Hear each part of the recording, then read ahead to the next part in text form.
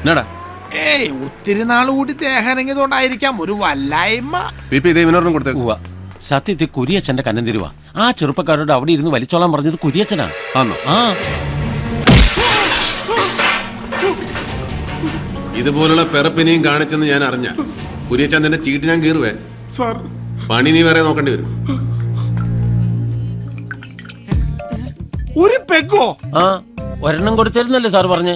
എന്റെ പീപ്പിച്ചേട്ട ഒരെണ്ണെന്ന് പറഞ്ഞ ഒരു ഫുള്ളാ. കൈയും കാലും ഇളക്കുന്നതിന് എനിക്കുള്ള കോട്ടയാ. ആണോ? ഏതായാലും ഒഴിച്ചല്ല അതങ്ങ് കളഞ്ഞേക്കാം.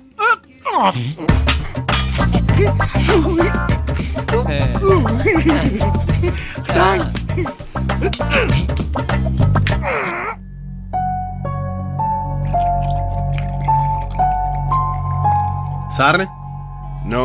ആ അതെന്നാ സ്വാമി വ്യാഴാഴ്ച കഴിക്കുകയാണെന്ന് എന്നതാ അതിന്റെ ഒരു പ്രത്യേകത? സാറിനിപ്പോ വ്യാഴദശയായിരിക്കല്ലയോ? റബിഷ്, അങ്ങനെയൊന്നും ഇല്ലടോ. ഒരു ദിവസം, ആഴ്ചയിൽ ഒരു ദിവസം വേണ്ടാന്ന് വെക്കുന്നു. That's all. ആ കോറം തികഞ്ഞല്ലോ. അണ്ണനൊന്ന് ഒഴിക്കട്ടെ. ഒന്നൊഴിമോനെ. ഓ എന്റെ പൊന്നു രാജഗോപാലെ, താനീ യൂണിഫോം ഇട്ടോണ്ട് ഇങ്ങനെ കയറി വരല്ലേ? കാണുമ്പോ ഉള്ളിന്ന് ഒരു ആന്തല. അതെന്നാ തമ്പിച്ചായ, മാനസം വാരികയുടെയും സായാഹ്ന പത്രത്തിന്റെയും പ്രിന്റർ കം പബ്ലിഷറുടെ ഉള്ളെന്തിനാ ഒരു പാവം പോലീസുകാരനെ കാണുമ്പോ ഇങ്ങനെ ആളുന്നേ? അതെ, ഒരു പെൺവാണിഭ കേസിൽ വെറുതെ പ്രതി ചേർത്ത് ഈ പാവത്തിന് ഒരുപാട് കണ്ണീര് കുടിപ്പിച്ചിട്ടുണ്ട് സാറിന്റെ വർഗ്ഗക്കാര്. Cheers. താൻ ആ കുരിയച്ചനെ തല്ലിയോ? അവനോട് ഒപ്പുണ്ട് കരഞ്ഞോണ്ട്. അവനെ തല്ലുകയല്ല വേണ്ടത്, നിങ്ങൾ ഓർത്തിട്ടാ. ഇല്ലെങ്കിൽ ഇന്ന് തന്നെ ഞാൻ കഴുത്തെ പിടിച്ച് വെളിയിൽ തള്ളിയനെ. ആ മാതിരി പോക്കരത്തിലാകായിരിക്കുന്നത്.